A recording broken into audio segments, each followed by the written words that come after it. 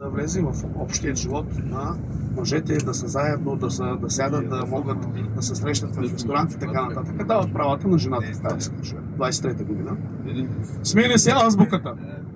Арабската азбука, която се използва в османските периоди, с която се развива и ислямската религия, се оставя, приема се латиницата.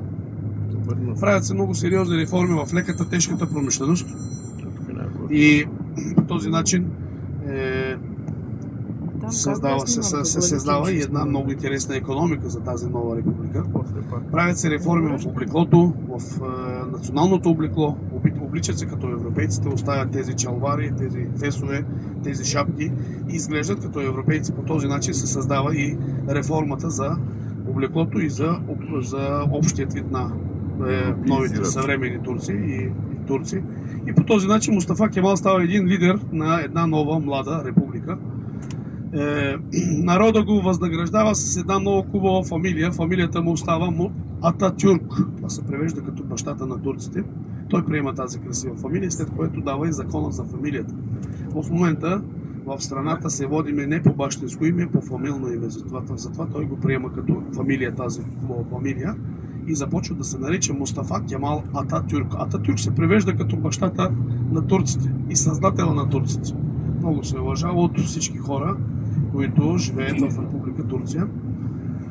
Успяват да се спасат на само днескашните територии на Република Турция. Османската империя е била огромна, тя е влияла 3-4 континента, обаче от тези 3-4 големи континента най-накрая успяват да спасят днескашните територии на Република Турция. И по този начин вече 101 години са преминали от основаването на Република Турция, млада съвременна Република Турция. Да имате предвид, общо взето исках да ви дам информация от основаването на града до наше време.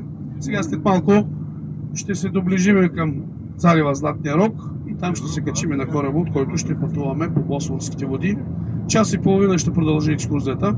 Ще пътуваме по европейския бряг близко, а ще се връщаме по азиатският бряг на града. Аз си казах, града е на два континента, ние ще сме по средата на тези два континента. Сисмиката ще е много висока, ще ви хареса и ще ви бъде приятно и всегда и постоянно ще мечтаете за този красив пролив и тази красива обиколка на яхтата с хубавите гледки и пейзажи към хълмовете на пролива Босфора.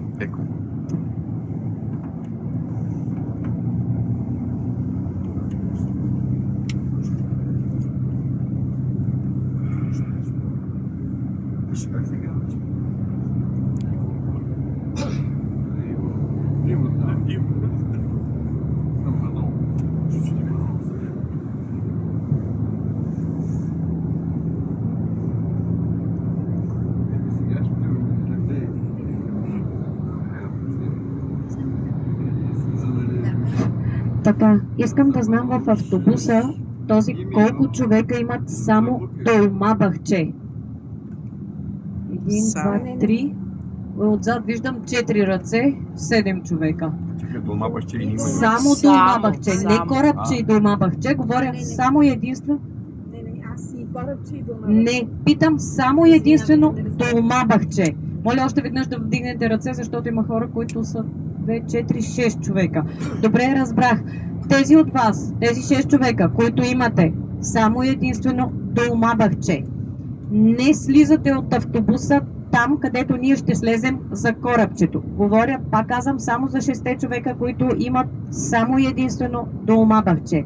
Вие продължавате с автобуса.